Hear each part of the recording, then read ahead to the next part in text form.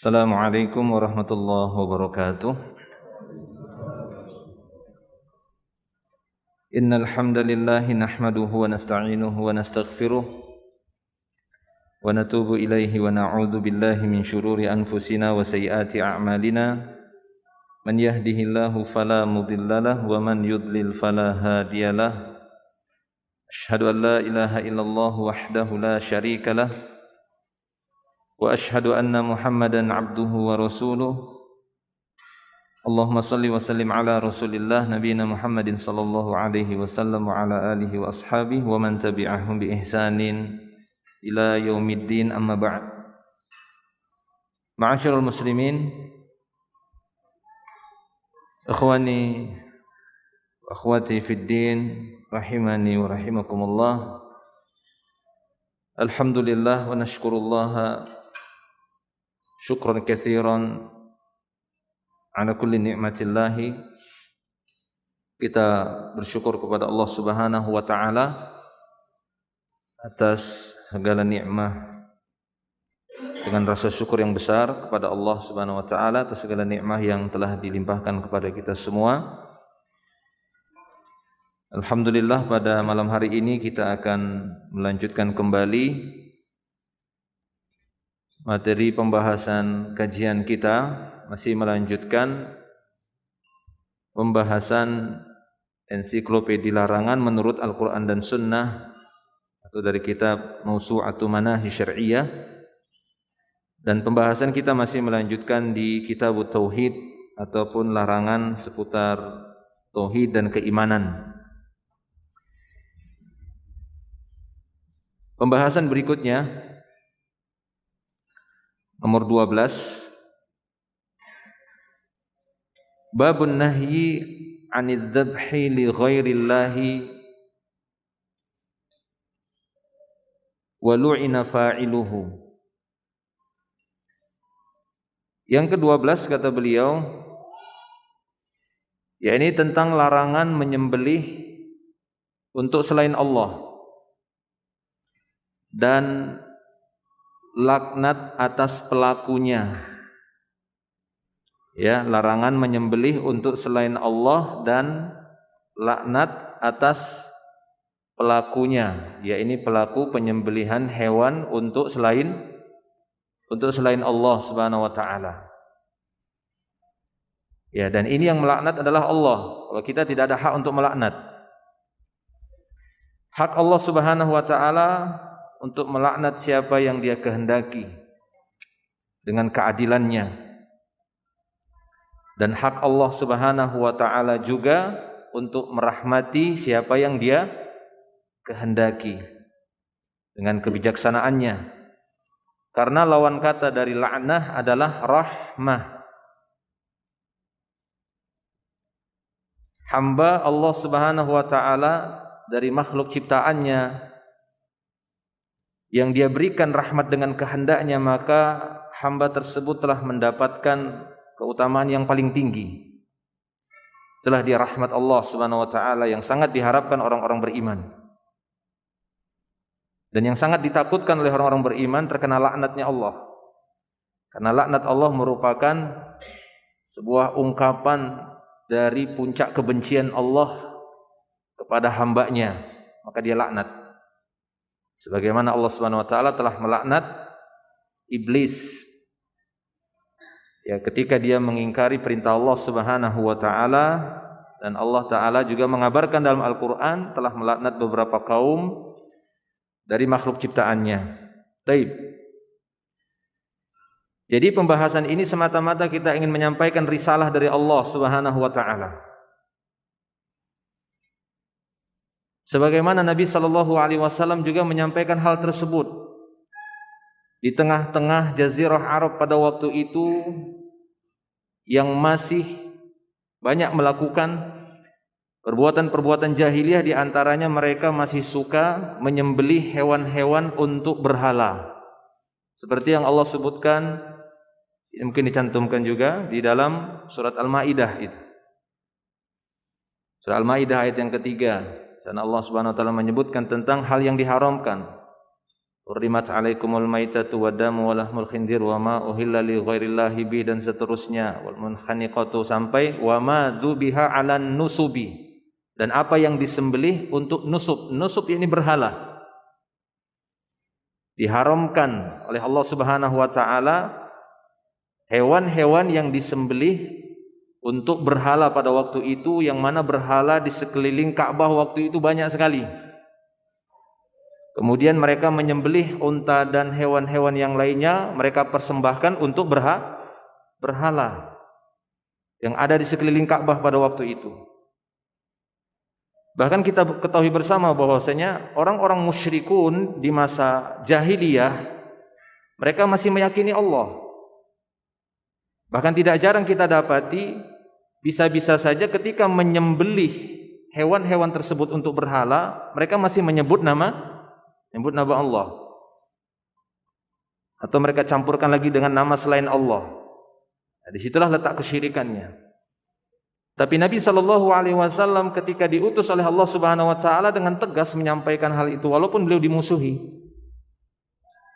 Ya, apakah beliau enggak apa-apa, kita ngikut aja gitu ya, budaya Arab sekarang waktu itu kan ya, kita ngikuti budaya Arab yang di sini, namanya kita baru datang dakwah.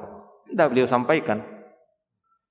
Sehingga pada waktu Fathul Mekah dibersihkanlah berhala-berhala tadi oleh Nabi SAW dengan memerintahkan Ali bin Abi Thalib untuk meratakan berhala dan meratakan kuburan yang ditinggikan. Baik. Nah, demikian juga larangan beliau SAW yang akan kita dapati nanti dari beberapa hadis berikut ini beserta ayat-ayatnya, di mana menyembelih untuk selain Allah Subhanahu wa taala merupakan perbuatan syirik. Dan pelakunya akan terlaknat, mendapatkan laknat dari Allah Tabaraka wa Ta'ala. Baik, jelas ya? Jadi kita hanya menyampaikan. Ya, kita hanya menyampaikan apa yang telah datang dari Allah Subhanahu wa taala, yang kita yakini ini dari Allah Tabaraka wa Ta'ala. Itulah keimanan. Dan konsekuensi keimanan memang harus bersabar untuk menghadapi ujian. Dari ujian keimanan tatkala kita menyampaikan apa yang pernah disampaikan oleh Nabi Muhammad SAW, beliau mendapatkan gangguan dengan menyampaikan risalah tersebut dari orang-orang yang memusuhi risalah Allah Subhanahu wa taala, maka bersabarlah ketika orang-orang yang beriman menyampaikan risalah Allah Subhanahu wa taala tersebut. Baik. Yang ke-12, larangan menyembelih untuk selain Allah dan laknat atas pelakunya. Kalau dalam bahasa kita itu kan bahasa Arab, an-nusub wa ma dzubiha 'alan nusubi, ataupun man dzabaha li ghairillah, siapa yang menyembelih untuk selain Allah. Kalau bahasa kita sering disebut dengan tumbal. Iya kan? Ada yang namanya tumbal, ada yang namanya sesajen atau sesajian. Iya kan? Itu tidak. Apa bedanya tumbal sama sesaji?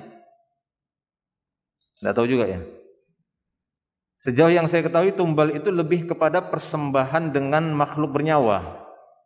Iya kan? Menumbalkan makhluk yang bernyawa. Sebagian besar itu dengan hewan-hewan. Tapi apa yang disajikan untuk selain Allah itu biasanya berupa makanan, tapi selain hewan bernyawa, ya kan? Buah-buahan dan semisalnya dari tumbuh-tumbuhan, seperti itu. Baik. Ya, untuk silahkan baca. Larangan menyembelih untuk selain Allah dan laknat atas pelakunya. Allah Subhanahu wa taala berfirman, "Qul inna sholati wa nusuki wa mahyaya wa mamati lillahi rabbil alamin. La syarika lahu wa bidzalika umirtu wa ana awwalul muslimin." Katakanlah Muhammad, sesungguhnya salatku, ibadahku, hidupku dan matiku hanyalah untuk Allah, Rabb seluruh alam. Tidak ada sekutu baginya, dan demikianlah yang diperintahkan kepadaku, dan aku adalah orang yang pertama-tama berserah diri. Quran Surat Al-An'am. Allah. Di sini beliau langsung mengawali pembahasan ini dengan membawakan firman Allah Tabaraka wa Ta'ala dalam surah Al-An'am ayat yang ke-6, ayat yang sangat masyhurah sekali. Qala Allah Ta'ala, qul, katakan ya Muhammad, inna salati, sesungguhnya salatku, wa nusuki, nusukun, manasik, maka dikatakan manasik ya, mansak atau nusuk, yang dimaksud di sini adalah sembelihan. Inna salati wa nusuki wa mahyaya wa mamati lillahi rabbil alamin. Lillahi, lam tamlik, lam kepemilikan. Jadi kata lam li digabung sama ya lafzul jalalah Allah, lillah, kepemilikan. Sesungguhnya, katakan ya Muhammad, sesungguhnya salatku, sesembelihanku, hidupku dan matiku milik Allah Rabbil alamin.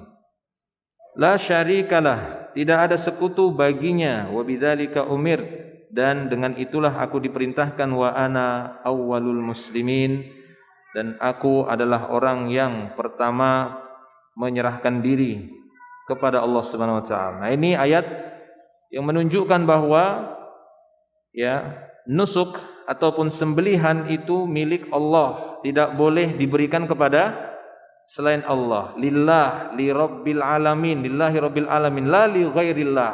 Tidak boleh untuk selain Allah. Ya, tidak boleh untuk selain Allah. Berdasarkan ayat ini, Allah Subhanahu wa taala mewajibkan salat itu untuk Allah, sujud hanya kepada Allah Subhanahu wa taala, sebagaimana juga sembelihan itu hanya untuk Allah, tidak boleh kepada selainnya. Seperti sujud juga tidak boleh kepada selain Allah. Ya, hanya kepada Allah Subhanahu wa taala. Terus Allah Subhanahu wa taala berfirman, "Fasholli li rabbika wanhar." Maka dirikanlah salat karena Rabbmu dan berkurbanlah. Quran surat Al-Kautsar. Allah Subhanahu wa taala berfirman, "Innama harrama 'alaikumul maitata wad-dama wa lahmal khinziri wa ma uhilla bihi li ghairillah." Sesungguhnya Dia hanya mengharamkan atasmu bangkai, darah, daging babi, dan daging hewan yang disembelih dengan menyebut nama selain Allah. Quran surat Al-Baqarah. Nah, di sini juga beliau membawakan ayat yang berikutnya, yaitu surat Al-Kautsar. Di ayat yang kedua Allah Subhanahu wa taala berfirman, hampir senada, maknanya hampir sama seperti surah Al-An'am tadi. Fasolli, yaitu fi'il amr dari sholla. Sholli, hilang ya. Ya, hilang ya-nya itu karena termasuk huruf illah, huruf penyakit. Ya, fasolli. Maka jangan dibaca fasolli, itu jadi muannas nanti dia. Fasolli li rabbik, sama seperti tadi. Inna salati wa nusuki lillahi li rabbil alamin, lillahi rabbil alamin. Sama seperti ayat ini, fasolli li rabbik wanhar li rabbik. Salat untuk Rabbmu, menyembelih juga untuk Rabbmu ya Muhammad. Ya, maka dari itu banyak para ulama mengatakan bahwa hukum menyembelih kepada selain Allah, untuk selain Allah, itu sama saja seperti dia sujud kepada selain Allah. Langsung saja ini saya bawakan, ada perkataan salah seorang ulama, disebutkan oleh Imam An-Nawawi dalam kitab Al-Majmu' Syarhul Muhadzab.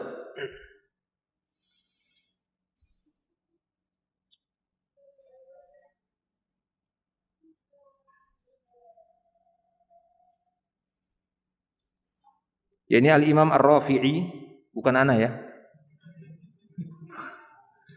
Dalam mazhab Syafi'iyah itu kalau dikatakan syaikhani, dua syekh besar, itu Imam Rafi'i sama Imam An-Nawawi. Ya, Imam Rafi'i dan Imam Nawawi. Setiap mazhab itu ada syaikhani penyebutannya. Mazhab Hanafiyah juga begitu, Hanabilah itu, ya. Baik. Nah, kata Imam An-Nawawi, beliau menukilkan juga perkataan Imam Ar-Rafi'i. Tidak tahu orang tua saya kok bisa kasih nama Rafi'i, memang tahu atau enggak tahu. Berkata Imam Ar-Rafi'i, wa'lam anna dzabha lil ma'bud bismihi nazilun manzilatas sujud. Ya, ini kata beliau. Kata Imam Ar-Rafi'i, ketahuilah bahwa menyembelih untuk sesembahan, untuk sesuatu yang disembah, biismihi, dengan menyebut namanya, nazilun manzilatas sujud. Ini menempati manzilahnya sujud. Maksudnya hukumnya sama seperti hukum Sama seperti hukum sujud. Ya. Wa kullu wahidin minhuma min anwa'it ta'zim wal ibadah al-makhsusah billahi ta'ala alladhi huwal mustahiq lil ibadah. Salah satu dari keduanya sujud. Sujud ini maksud paham ya, salat. Karena dalam Islam itu sujud tersendiri tanpa ada rangkaian ruku itu ya, itu cuma 2 saja, 3 lah. Sujud sahwi itu pun karena lupa, sujud syukur karena ada ya kenikmatan atau terbebas dari suatu musibah. Satu lagi sujud tilawah. Tidak ada sujud yang terlepas dari solat, yang sujud sendiri itu nggak ada. Sebagaimana dilakukan sebagian orang, biasanya sujud terus pergi keluar dia dari masjid. Pernah ada lihat yang seperti itu? Nah itu coba tanya, sujud apa dia itu? Sujud meninggalkan masjid. Ya. Jadi yang dimaksud oleh beliau di sini sujud maksudnya solat. Bahwa ketahuilah sembelihan untuk sesuatu yang disembah dengan menyebut namanya itu menempati manzilah sujud. Kullu wahidin minhuma min anwa'i ta'zim. Masing-masing dari keduanya itu termasuk jenis ta'zim, jenis pengagungan. Wal ibadah, kedua-duanya salah satu dari keduanya termasuk jenis ibadah makhsusah. Termasuk jenis ibadah yang khusus. Untuk siapa? Al ibadah makhsusah billahi ta'ala. Ya, 2 hal itu merupakan kekhususan ibadah yang khusus untuk Allah Ta'ala saja. Alladzi huwal mustahiqqul lil ibadah, karena dialah satu-satunya yang berhak mendapatkan ibadah tadi. Hanya Allah saja yang berhak untuk mendapatkan sesembelihan, karena yang namanya sembelihan itu melepaskan nyawa. Jadi jangan main-main, iya kan? Sembelihan itu melepaskan nyawa, membunuh makhluk ciptaan Allah Subhanahu wa taala, sehingga tidak boleh untuk selain Allah. Ya, boleh untuk selain Allah kalau memang tujuannya mengambil manfaat dagingnya. Nah, itu lain lagi kan gitu ya. Nah, itu sudah dibolehkan. Itu pun tetap harus menyebut nama Allah dan menyembelihnya ada tata caranya. Ya, ma'an harodam wa dzukira smallahu alaihi faqul, kata Rasulullah. Apa saja yang bisa mengalirkan darah hewan disebut nama Allah silahkan dimakan. Ya. Adapun tidak bisa mengalirkannya dengan dipukul, disetrum, ditendang, ditubrukkan, dijatuhkan dari tempat yang tinggi, maka haram, tak boleh dimakan. Oke, jelas? Nah ini kata beliau. Jadi itu merupakan 2 hal itu sama hukumnya. Jadi jangan dibedakan. Oleh karena itu Allah Subhanahu wa taala menggandengkan keduanya dalam 2 ayat tadi, dalam surah Al-An'am sama dalam surat Al-Kautsar. Ya, qul inna sholati wa nusuki wa mahyaya wa mamati lillahi rabbil alamin la syarikalah fasholli li rabbik wanhar li rabbik aidan. Salat untuk Rabbmu ya Muhammad, demikian juga an-nahr maksudnya adzabhu sama. Ya, menyembelih juga untuk Rabbmu. Maka kedua hal ini tidak bisa dipisahkan, sama-sama jenis ibadah yang khusus hanya milik Allah.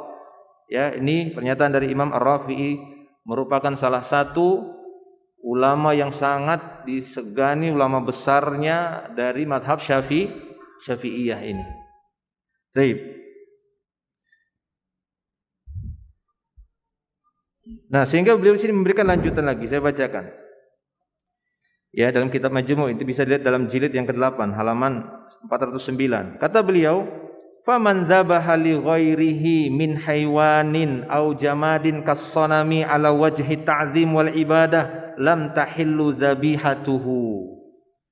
Maka siapa saja yang menyembelih untuk selainnya, selain Allah, dari hewan-hewan, ya, ataupun benda mati seperti untuk sonam, untuk berhala, ala wajhi ta'zim wal ibadah, dengan tujuan mengagungkan ataupun dengan tujuan ibadah, lam tahilla dzabihatuhu, maka sembelihannya itu enggak halal, haram, dagingnya itu enggak boleh dimakan. Ya. Hewan-hewan yang disembelih untuk selain Allah, atau bahasa kita apa? Tumbal. Ya, ada hewan gitu yang disembelih, kemudian ada dagingnya, oh sayang dagingnya dimakan ini daripada dibiarkan begitu saja, tidak boleh. Ya, ini menurut penjelasan dari ulama Syafi'iyah ataupun Imam Ar-Rafi'i. Ya, tidak boleh, tidak halal. Wa kana fi'luhu kufron kaman yasjudu li ghairillahi ta'ala sajadah ibadah. Siapa yang melakukannya, maksudnya menyembelih untuk selain Allah, maka perbuatannya itu kufur, sebagaimana dia sujud kepada selain Allah. Nah, Imam Ar-Rafi'i menyatakan sama. Seorang yang menyembelih kepada selain Allah itu sama saja dia seperti sujud kepada selain Allah. Jelas ya? Baik. Terus baca lagi supaya jangan lupa, nanti terlupa itu penjelasannya bagus. Masya Allah. Allah Subhanahu wa taala berfirman, "Hurrimat 'alaikumul maitatu wad-damu wa lahmul khinziri wa ma uhilla li ghairillahi bih." Diharamkan bagimu memakan bangkai, darah, daging babi, dan daging hewan yang disembelih bukan atas nama Allah. Quran Surat Al-Maidah. Nah, itu ada 2 ayat juga yang hampir senada dibawakan oleh beliau di sini tentang pengharaman bangkai, darah, daging babi dan apa yang disembelih untuk selain Allah. Wa ma uhilla bihi li ghairillah. Ya, di dalam surat Al-Baqarah ayat 173, demikian juga di dalam surat Al-Maidah ayat yang ketiga. Nah, dalam surah Al-Maidah ayat yang ketiga ini kalau antum melihat dalam mushaf Quran lanjutannya situ disebutkan wa ma dzubiha 'alan nusubi, dan apa yang disembelih untuk nusub, yaitu nusub untuk sonam, untuk berhala. Ayat itu diturunkan oleh Allah Subhanahu wa taala sebagai keterangan dari perbuatan orang-orang jahiliyah dahulunya di sekeliling Ka'bah yang mana mereka melakukan sembelihan untuk berhala di sana. Ya, mereka melakukan sembelihan untuk berhala yang ada yang mereka letakkan di sekeliling Ka'bah. Baik. Terus Allah Subhanahu wa taala berfirman, "Qul la ajidu fima uhiya ilayya muharraman 'ala ta'imin yat'amuhu illa ay yakuna maitatan aw daman masfuhan aw lahma khinzir fa innahu rijsun aw fisqan uhilla li ghairillahi bih." Katakanlah, tidak kudapati di dalam apa yang diwahyukan kepadaku sesuatu yang diharamkan memakannya bagi yang ingin memakannya, kecuali daging hewan yang mati, darah yang mengalir, daging babi, karena semua itu kotor, atau hewan yang disembelih bukan atas nama Allah. Quran Surat Al-An'am. Baik, dalam surah Al-An'am ayat yang 145 juga Allah Ta'ala mengatakan qul la ajidu fima uhiya ilayya muharrama 'ala ta'imin yata'amuh. Katakan ya Muhammad, aku tidak dapati pada apa yang telah diwahyukan kepadaku diharamkan untuk mengkonsumsinya, untuk memakannya, melainkan ya sesuatu yang sudah menjadi mayitah, sudah menjadi bangkai. Bangkai itu tidak harus bau ya. Mayitah dalam pandangan syar'i yaitu setiap hewan yang disembelih tidak menyebut nama Allah, maka dia bangkai. Seperti kambing ketabrak kan begitu mati, itu bangkai walaupun baru beberapa menit yang lalu, kecuali masih sempat disembelih. Kalau masih sempat disembelih maka halal. Dia masih hidup maksudnya, jangan udah mati tetap disembelih. Itu sudah mati duluan. Masih ada nyawanya gitu, masih geleper disembelih. Nah, itu bisa halal. Ya sebagaimana Nabi SAW ketika mengatakan apabila kamu melepas anjing buruanmu, anjing pemburu yang sudah dilatih, ya, tatkala kamu melepasnya maka fadhkur ismallah, sebut nama Allah, bismillah. Ya, sekiranya anjing tersebut mendapati hewan tersebut, hewan buruan tadi masih dalam keadaan hidup, maka hendaknya disembelih lagi, menyempurnakannya. Kalau memang sudah mati ya sudah. Ya. Nah, jadi seperti itu. Kita dapati bagaimana Allah Subhanahu wa taala dan Rasulnya sallallahu alaihi wasallam memberikan penjelasan. Demikian juga ketika kita berburu, memanah atau menembak. Sekarang ini banyak dengan menggunakan bundukiyah ataupun senapan. Tatkala kita menembak hewan buruan tadi bukan untuk latihan ya, enggak boleh. Makhluk bernyawa, hewan-hewan bernyawa dijadikan sebagai latihan tembak. Tapi benar-benar ingin mengambil dagingnya, berburu hewan tersebut untuk mengkonsumsinya. Maka ketika kita menembaknya dengan menyebut nama Allah Subhanahu wa taala, ketika kita memanahnya dengan menyebut nama Allah Subhanahu wa taala. Tatkala kita ingin mengambil hewan yang sudah terkena tembakan tadi, lihat ya, apabila dia sudah masuk ke dalam air, ya kata Nabi sallallahu alaihi wasallam ketika hewan yang ditembak tadi panah tadi masuk ke dalam air, maka jangan diambil. Ya, kenapa? Karena telah terjadi syubhat. Fa innaka la tadri.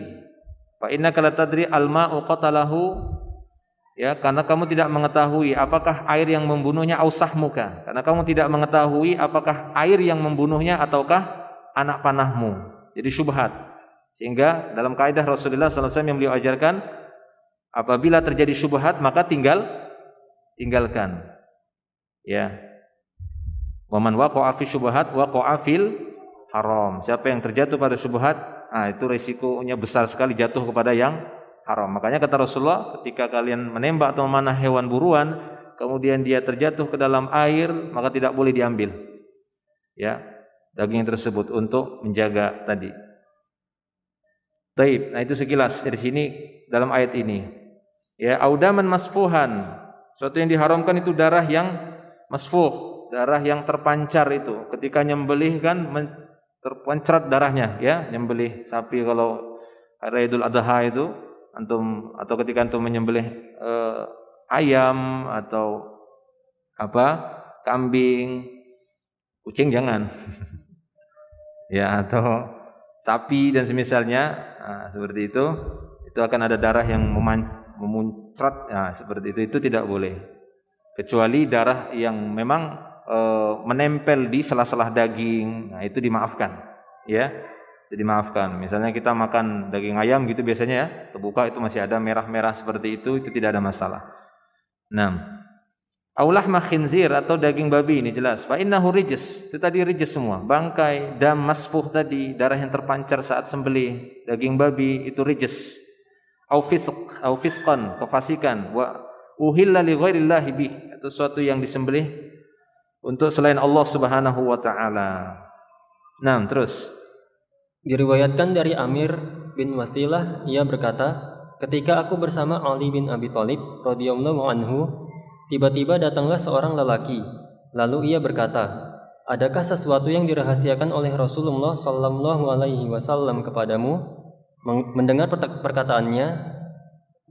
perkataannya itu beliau marah dan berkata, Rasulullah tidak pernah merahasiakan sesuatu kepadaku dan menyembunyikannya terhadap orang lain. Hanya saja Rasulullah menyampaikan kepadaku 4 perkataan. Apa itu wahai Amirul Mukminin? Tanyanya. Ali menjawab, beliau berkata, la'anallahu man la'na walidahu wa la'anallahu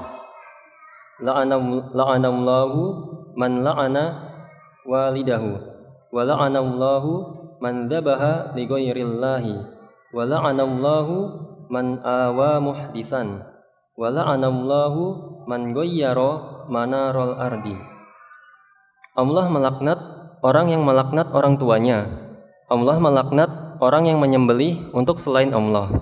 Allah melaknat orang yang melindungi para muhdits, dan Allah melaknat orang yang mengubah tanda batas tanah. 6. Baik, setelah beliau membawakan beberapa ayat tentang pembahasan ini, tentang larangan menyembelih untuk selain Allah dan laknat atas pelakunya, kemudian beliau di sini mulai membawakan beberapa hadis-hadis Rasulullah sallallahu alaihi wasallam, di antaranya yang diriwayatkan dari Amir bin Wathilah. Ia berkata, ketika aku bersama Ali bin Abi Thalib radhiyallahu anhu, tiba-tiba datanglah seorang laki-laki. Ia berkata, adakah yang dirahasiakan oleh Rasulullah sallallahu alaihi wasallam kepadamu? Marah waktu itu Ali bin Abi Thalib. Ya, dia marah, tidak ada yang dirahasiakan. Nah, ini untuk menunjukkan, ya. Sini lihat dalam catatan kaki itu, perkataan beliau itu merupakan bantahan terhadap anggapan kaum Syiah Imamiyah. Karena menurut Syiah Imamiyah, Rasulullah sallallahu alaihi wasallam telah memberikan wasiat rahasia kepada Ali radhiyallahu anhu dan ahli bait. Rasulullah sallallahu alaihi wasallam telah merahasiakan beberapa perkara kepada Ali dan ahlul bait dan menyembunyikannya terhadap kaum muslimin yang lain. Nah, ini bantahannya. Ya, keyakinan mereka dari Syiah Imamiyah bahwasanya ada rahasia Rasulullah sallallahu alaihi wasallam yang disimpan oleh Ali bin Abi Thalib dan ahli baitnya, maka ini adalah sebuah kedustaan, kebohongan. Sebagaimana dalam hadis yang sahih ini. Ya, hadis yang diriwayatkan oleh Imam Bukhari, hadis yang diriwayatkan oleh Imam Muslim, ya. Hadis ini diriwayatkan oleh Imam Muslim.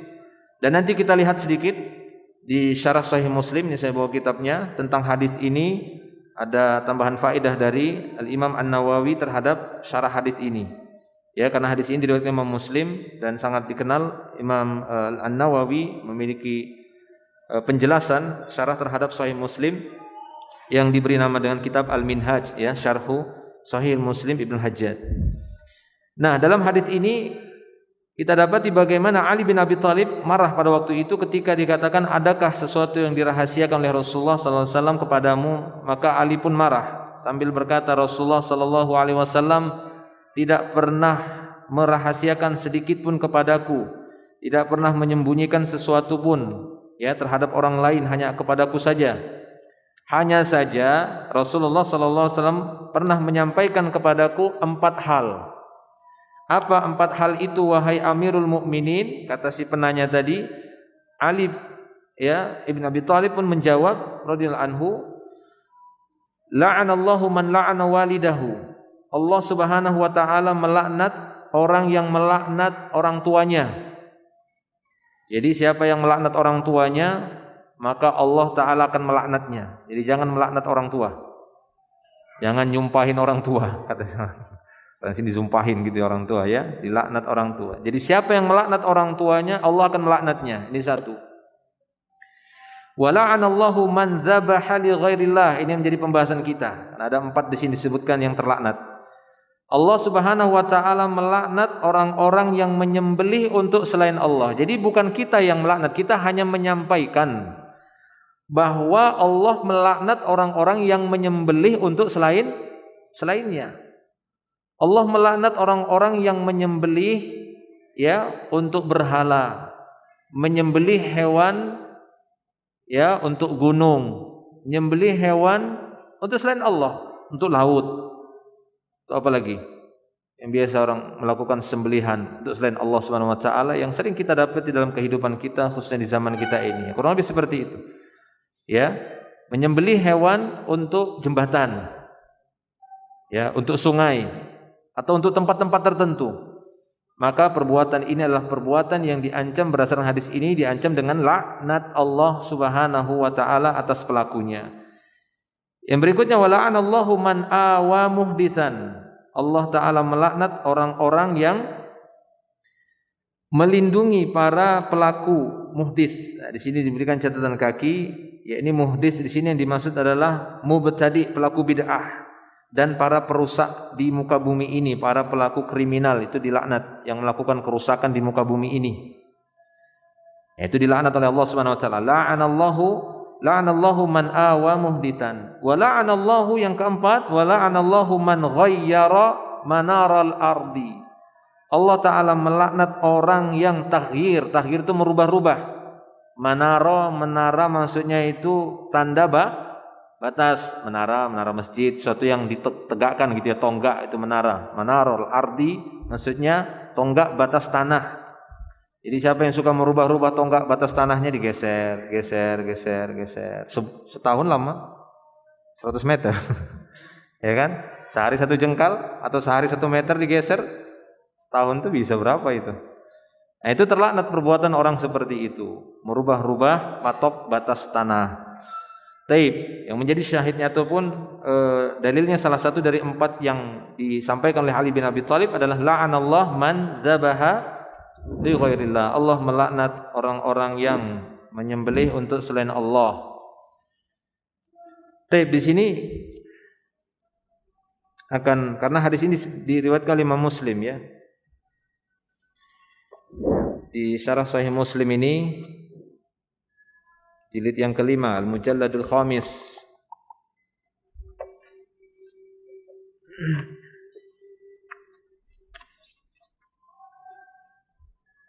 Belum aja nih ya, masih ngaji-ngaji kan?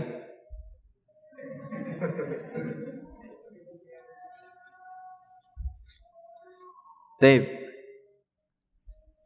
Ya, ini Syarah Sahih Muslim, Al-Minhaj namanya, ya, nama kitabnya Syarah Sahih Muslim. Kalau antum sering dengar Syarah Sahih Muslim, nama kitabnya Al-Minhaj. Nah, di sini babnya namanya Babu Tahrimiz Dzabhi li Ghairillahi Ta'ala. Ya, wa la'ni fa'ilihi, bab pengharaman menyembelih untuk selain Allah dan laknat pelakunya, laknat bagi pelakunya. Hadis yang dicantumkan adalah hadis yang kita bacakan tadi. Sudah dibacakan ini tentang Amir bin Wasilah. Ini disebutkan di sini. Haddatsana Zuhair ibn Harbin wa Shuraih ibn Yunus kilahuma an Marwan qala Zuhair haddatsana Marwan ibn Muawiyah al-Fazari haddatsana Mansur ibn Hayyan haddatsana Abu Tufail Amir ibn Wasilah. Ini dia Amir ibn Wasilah qala kuntu inda Ali bin Abi Thalib radhiyallahu anhu fa atahu rajulun faqala ma kana Nabi sallallahu alaihi wasallam yusirru ilaika faghadiba Ali wa ghadiba wa qala ma kana Nabi sallallahu alaihi wasallam yusirru ilayya syai'an yaktumuhun nas dan seterusnya al-hadis. Ya. Kita hanya ingin melihat apa yang dijelaskan oleh Imam An-Nawawi tentang hadis ini. Kata beliau di sini, dari penjelasan beliau ini cukup panjang, kita lihat tentang masalah menyembelihnya untuk selain Allah Subhanahu wa taala. Kata beliau di sini, kata Imam An-Nawawi rahimahullah, Imam Nawawi juga merupakan salah seorang ulama ya besar di mazhab Syafi'iyah. Tadi Syekhani, dua syekh.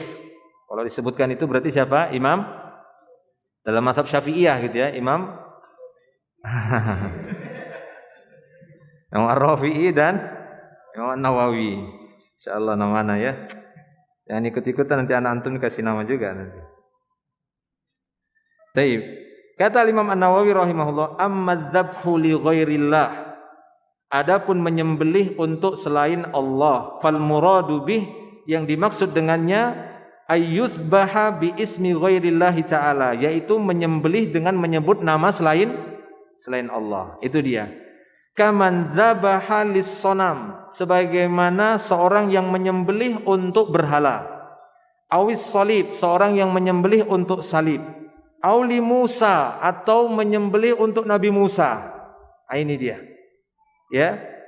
Auli Isa sallallahu alaihi wasallam, atau menyembelih untuk Nabi Isa alaihi wasallam. Aulil Ka'bah, atau dia menyembelih untuk Ka'bah. Tidak boleh, karena kita hanya dibolehkan menyembelih untuk Rabbil Ka'bah. Tidak boleh menyembelih untuk Ka'bahnya, karena Ka'bah itu makhluk. Adapun Rabbul Ka'bah khaliq. Ka'bah itu makhluk, Rabbul Ka'bah khaliq, Allah Subhanahu wa taala. Ya. Saya pernah dengar cerita dari guru saya Ustaz Abu Sa'ad rahimahullah. Beliau bercerita ada seorang qari membaca surat Quraisy itu ya. Seorang qari, tapi dia kurang bisa bahasa Arab. Yang dengar itu bisa bahasa Arab. Jika sampai falyabudu hadzal bait, syirik kata yang dengar. Tapi dia paham kan gitu ya. Falyabudu hadzal bait. Syirik katanya. Adalah apa? Falyabudu rabb hadzal baiti. Ya, sembahlah Rabb pemilik rumah ini, Rabbul Hada, yakni Rabbul Ka'bah. Nah, begitu kalau paham itu Masya Allah ya. Falyabudu hadzal bait, sembahlah rumah ini. Syirik. Ya, tidak boleh nyembah rumah. Yang disembah adalah pemilik Ka'bah itu, yaitu Allah Subhanahu wa taala. Nah, ini kata Imam An-Nawawi. Jadi menyembelih untuk Ka'bah. Nah, ini yang dimaksud, menyembelih untuk selain Allah Subhanahu wa taala. Wa nahwi dzalika, atau yang semisalnya. Fa kullu hadza haramun, maka semuanya ini haram, kata Imam Nawawi, haram. Ya, tidak boleh dimakan dagingnya, tidak boleh dilakukan perbuatan itu. Wala tahillu hadhihi dzabihah, tidak halal juga sembelihan ini, tidak halal dagingnya, enggak boleh dimakan. Ya, jadi jangan nanti sayang ya, daripada dagingnya itu lumayan nih, 50 kilo itu. Ya kan? Satu ekor disembelih kemudian udah dilemparkan begitu saja. Orangnya udah pada pergi, antum ambil. Kan gitu ya. Sawa'un kana dzabihu musliman au nasraniyan au yahudiyan, kata beliau sama saja. Si penyembelih itu seorang muslim, seorang nasrani, seorang yahudi, sama hukumnya haram. Menyembelih untuk selain Allah sama saja. Mau ahlu kitab, karena kan mungkin beralasan ahlu kitab halal sembelihannya, enggak. Kalau jelas dia menyembelih untuk selain Allah, jelas, maka sembelihannya itu haram, perbuatannya haram. Demikian juga mau muslim, nasrani, yahudi, kata Imam Nawawi sama. Wa nassa alaihi Syafi'i, Imam Syafi'i juga telah memberikan nas seperti itu. Wattafaqu alaihi ashabuna, dan sahabat-sahabat kami ittifaq atasnya, sepakat. Siapa yang dimaksud sahabat-sahabatnya Imam Nawawi sini? Ulama-ulama Syafi'iyah sepakat dengan hal ini seperti yang disebutkan tadi. Fa in qasada ma'a dzalika ta'dzimal mathbuh lahu ghairallahi ta'ala wal ibadah lahu, adapun jika si penyembelih tadi dengan hal itu bermaksud untuk memuliakan selain Allah tadi, untuk mengagungkan selain Allah atau untuk beribadah kepada selain Allah, kana dzalika kufran, maka perbuatan itu jelas kufur. Fa in kana dzabihu musliman qabla dzalik, perhatikan, jika si penyembelih itu seorang muslim, sebelumnya dia adalah seorang muslim, sara bidzabhi murtaddan, dengan sebab dia menyembelih untuk selain Allah tadi dia murtad. Bukan saya ngomong ya, saya baca aja. Ya. Insyaallah, makanya antum baca kitab. Kitab kuning ini kan? Nah. Kertasnya kuning itu masih. Walaupun kuning muda, enggak kuning tua lagi. Baik, satu hadis lagi baca, silahkan. Diriwayatkan dari Abdullah bin Abbas radhiyallahu anhuma, ia berkata, Rasulullah sallallahu alaihi wasallam bersabda, mal'unun man sabba abahu, mal'unun man sabba ummahu, mal'unun man dzabaha li ghairillah, mal'unun man ghayyara tuhumal ardi, mal'unun man kamaha a'ma an tariqin, mal'unun man waqa'a ala bahimatin, mal'unun man amila bi amali qaumi lutin. Terlaknatlah orang yang memaki ayahnya, terlaknatlah orang yang memaki ibunya, terlaknatlah orang yang menyembelih untuk selain Allah, terlaknatlah orang yang mengubah tanda batas tanah, terlaknatlah orang yang membuat orang buta tersesat dari jalan, terlaknatlah orang yang menggagahi binatang, terlaknatlah orang yang melakukan perbuatan kaum mulut. Baik. Ya, satu hadis lagi disertakan oleh beliau di sini, ataupun hadis yang terakhir atau dalil yang terakhir dari hadis Rasulullah sallallahu alaihi wasallam dalam sisi pendalilan pembahasan ini, yaitu diriwayatkan dari Abdullah bin Abbas radhiyallahu anhuma, ia berkata Rasulullah sallallahu alaihi wasallam bersabda, mal'unun man sabba abahu, terlaknat seorang yang mencaci ataupun memaki bapaknya, ayahnya, abahnya, enggak boleh. Ya, kita semuanya yang masih hidup, abahnya, abinya, bapaknya masih hidup, ya banyak-banyak bertobat dan minta maaf pada bapaknya kalau sempat mencaci ataupun mencela bapaknya, terlaknat, dilaknat oleh Allah Subhanahu wa taala. Demikian juga ibunya, mal'unun man sabba ummah, terlaknatlah seorang yang mencaci maki ibunya, mal'unun man dzabaha li ghairillah. Nah, ini menjadi pembahasan kita, terlaknatlah orang yang menyembelih untuk selain Allah. Mal'unun man ghayyara nukhumal ardi, demikian juga terlaknatlah orang yang merubah batas-batas tanah. Nah, itu banyak kejadian di Indonesia umumnya, atau mungkin di luar Indonesia, khususnya di Balikpapan. Ya, kasus merubah patok tanah. Mal'unun man kamaha a'ma an tariq, terlaknatlah seorang yang mengelabuhi ataupun membodohi orang buta sehingga tersesat dari jalan. Ya, sudah buta malah kata sekarang, diprank ya. Ya, dikerjain kayak gitu, udah buta dikerjain. Nah, ini terlaknat perbuatan orang seperti itu. Mal'unun man waqa'a ala bahimah, terlaknatlah orang yang ya berbuat tidak senonoh lah begitu ya, menggagahi binatang, auzubillah, berzina dengan binatang, ini terlaknat. Mal'unun man amila bi amali qaumi lutin, dan terlaknatlah orang yang melakukan perbuatan kaumnya Nabi Lut, ya, yang melakukan perbuatan homoseksual. Nah, ini dalil-dalil yang disebutkan oleh beliau. Kemudian kita masuk kepada fiqhul bab. Sudah masuk waktu salat? Hah? Di luar dah adzannya. Ya, kita salat Isya dulu ya. Adzan salat Isya, nanti kita bacakan sedikit lagi kandungan babnya dan ada mungkin tambahan penjelasan sedikit. Kita menjawab pertanyaan. Baik, kita lanjutkan setelah salat Isya insyaallah. Akhir da'wan alhamdulillah. Assalamualaikum warahmatullahi wabarakatuh. Alhamdulillah, wassalatu wassalamu ala Rasulillah wa ala alihi wa ashabihi wa man tabi'ahum bi ihsanin ila yaumiddin. Amma ba'd. Ikhwani fillah rahimani wa rahimakumullah. Sebelum kita lanjutkan dari fiqhul bab, kandungan bab, mumpung masih teringat, yaitu ketika berlangsungnya sholat 5 waktu berjamaah di masjid dan di antara kita ada yang membawa anak. Sekiranya ada kaum wanita dalam sholat berjamaah tersebut, maka diharapkan ta'awunnya.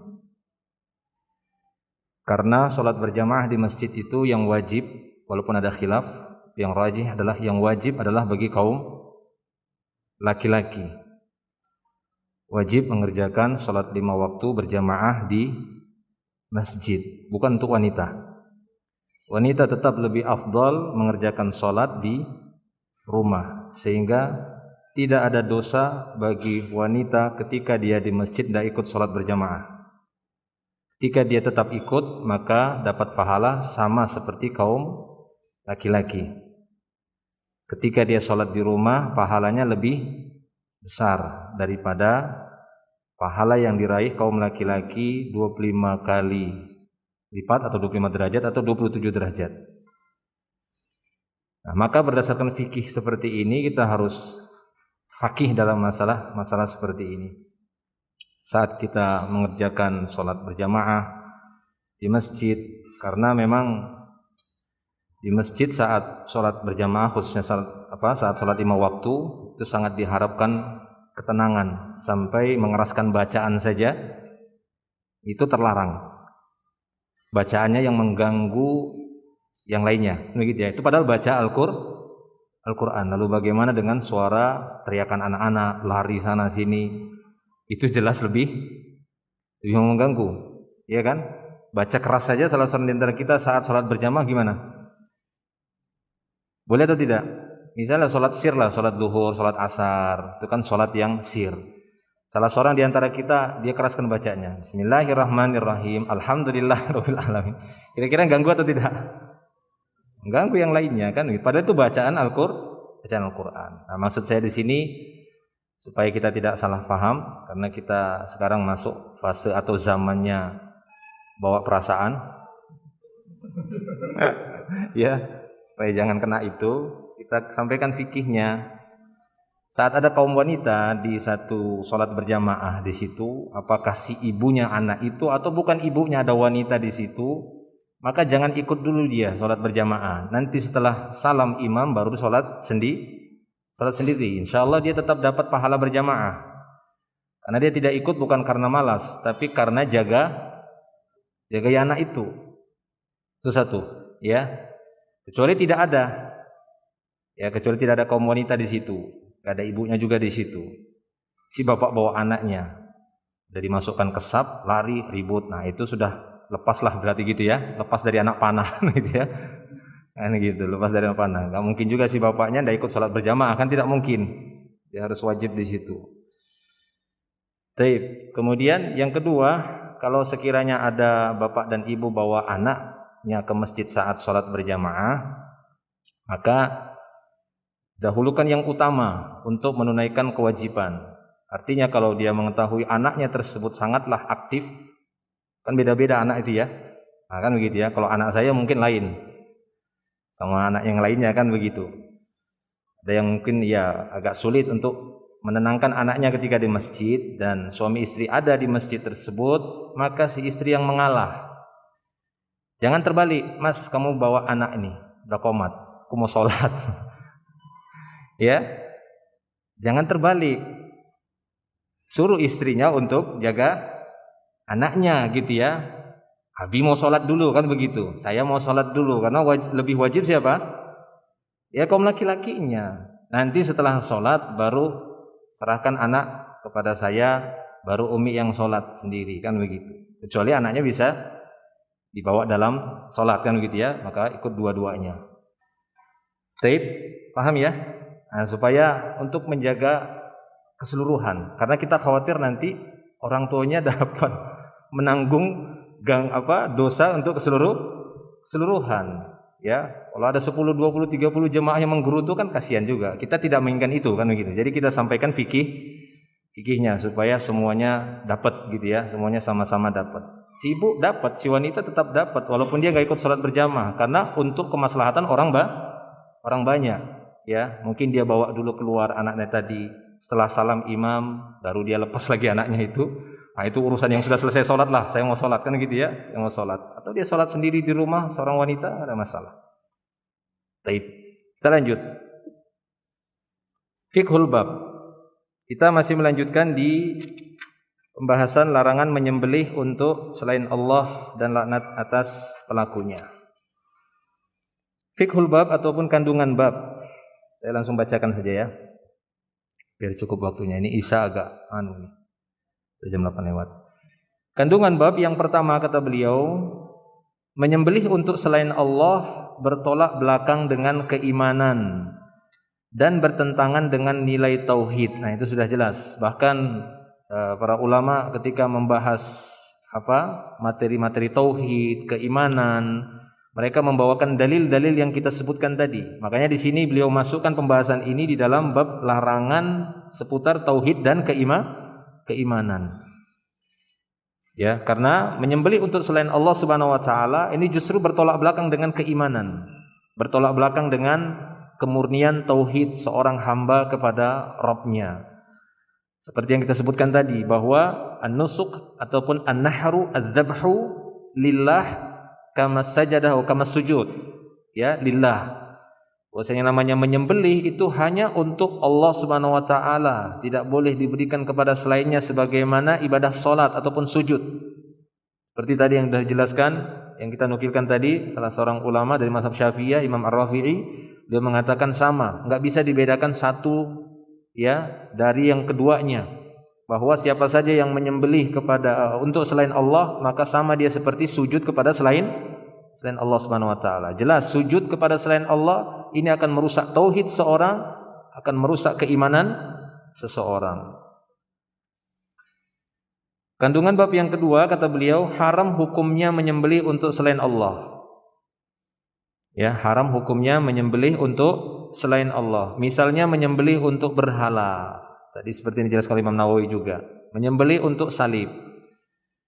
Atau menyembelih untuk salah seorang nabi. Menyembelih untuk seorang wali. Ya, menyembelih untuk seorang nabi minal anbiya, waliyun minal auliya. Atau menyembelih untuk rumah, untuk Ka'bah tadi disebutkan ya, Nawawi, menyembelih untuk Ka'bah, untuk rumah, untuk jembatan, untuk gedung, apa lagi? Ya, dan yang lainnya. Intinya menyembelih di sini apakah hanya khusus hewan-hewan yang besar saja, unta, sapi, lembu? Tidak. Ya, kepada setiap hewan yang bernyawa tidak boleh sengaja dibunuh atau disembelih untuk selain Allah, seperti ayam. Banyak juga kan yang menyembelih untuk selain Allah tapi nyembelih ayam. Bahkan kadang dikhususkan lagi ayamnya. Ayamnya yang warna hitam. Kan begitu ya? Kalau bisa hitam, ada garisnya di sini, ada ini, ada itu. Nah, begitu. Kemudian disembelih untuk sesuatu selain Allah Subhanahu wa taala. Maka tidak boleh. Karena sesungguhnya selain Allah adalah makhluk. Al-Khaliq hanyalah Allah Ta'ala sendiri. Ya, selain Allah yang ia ciptakan adalah makhluk. Tidak boleh sesembelihan tadi untuk selainnya, untuk makhluk tadi. Maka siapa saja yang menyembelih kepada selain Allah, faqad asyrak. Maka sungguh dia telah berbuat kesyirikan. Taib.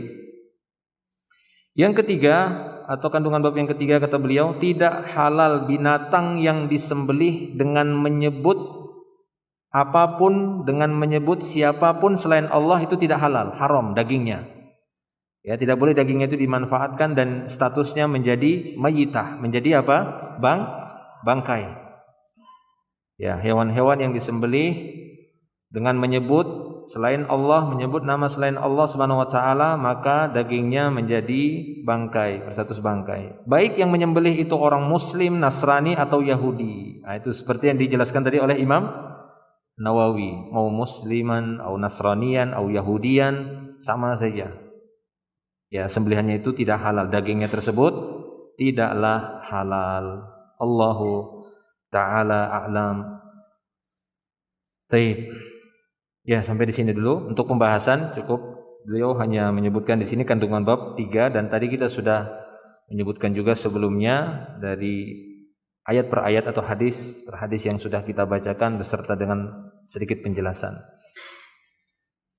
6. Ada yang bertanya? Fadhal.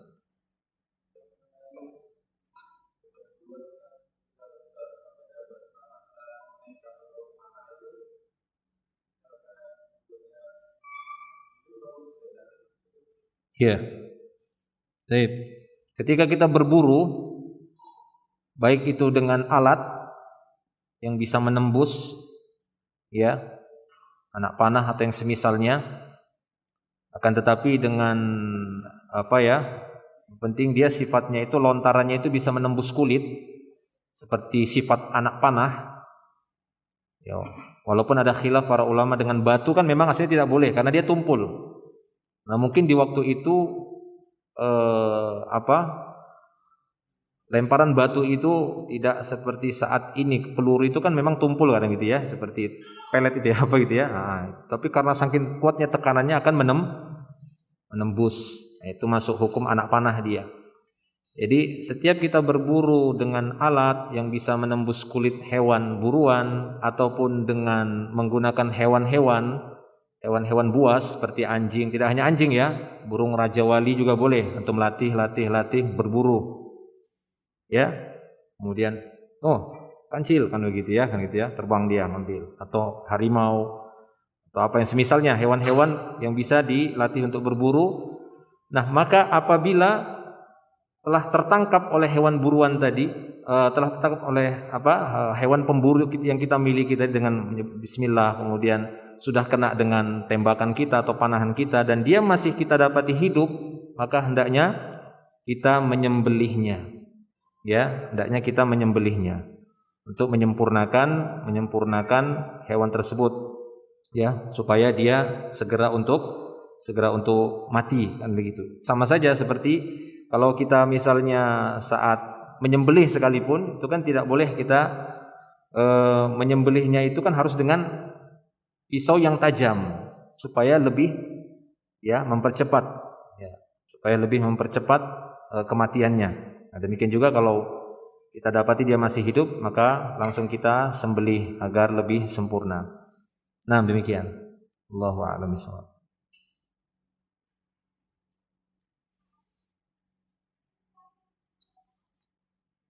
Sini ada pertanyaan. Assalamualaikum warahmatullahi wabarakatuh. Waalaikumsalam. Assalamualaikum.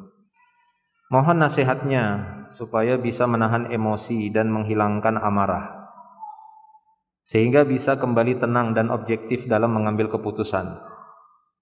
Ya.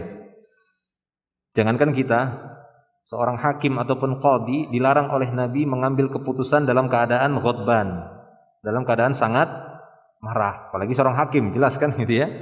Tidak boleh seorang hakim itu lagi marah kemudian dia ngambil keputusan, itu dilarang, tidak boleh, harus tenangkan dulu. Ya.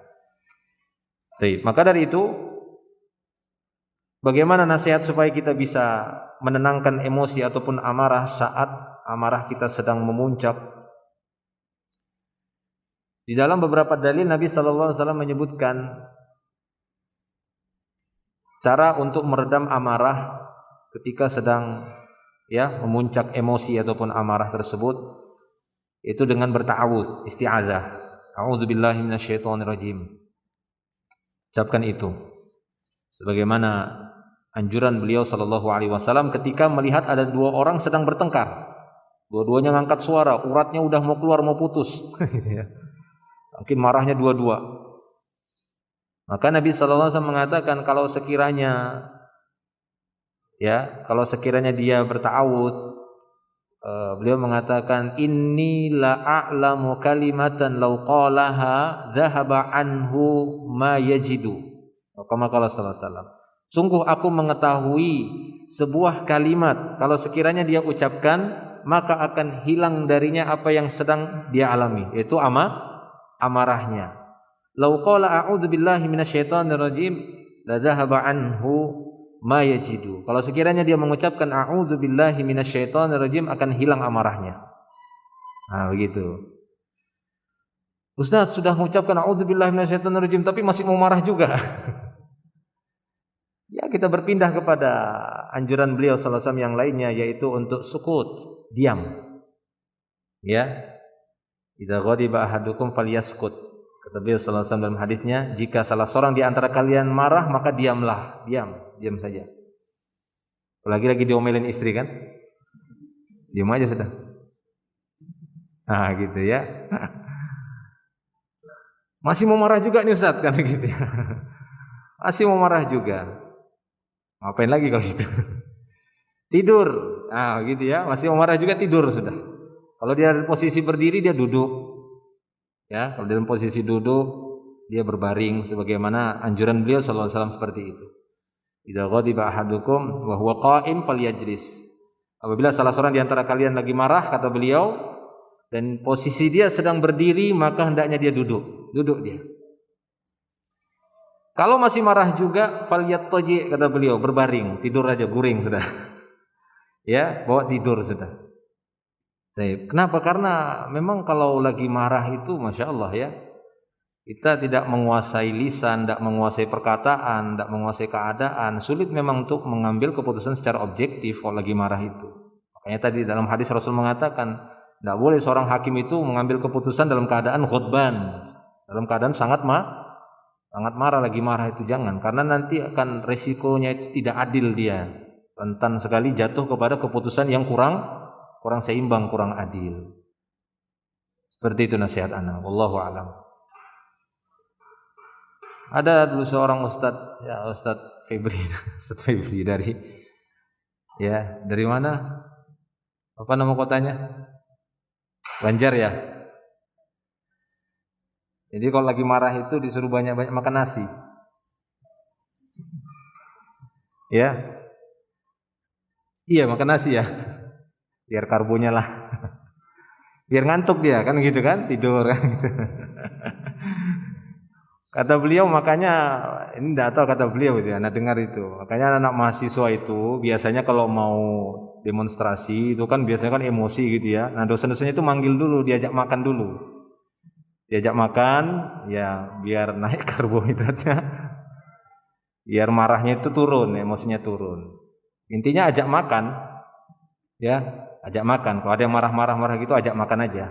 Ada teman antum gitu kan, teman antum marah-marah sama antum gitu. Ayo makan yuk, ayo makan kita dulu. Ajak makan, ajak ngopi, nah, enak itu sudah. Hilang marahnya itu sudah. Apalagi istri lagi marah-marah gitu kan, ayo dah makan ya kita kemana? Kan gitu, ke restoran mana? Apa utang dulu. Biar hilang emosinya, biar hilang marahnya. Dan enak memang sebenarnya setelah nanti hilang marah, nyesal kan?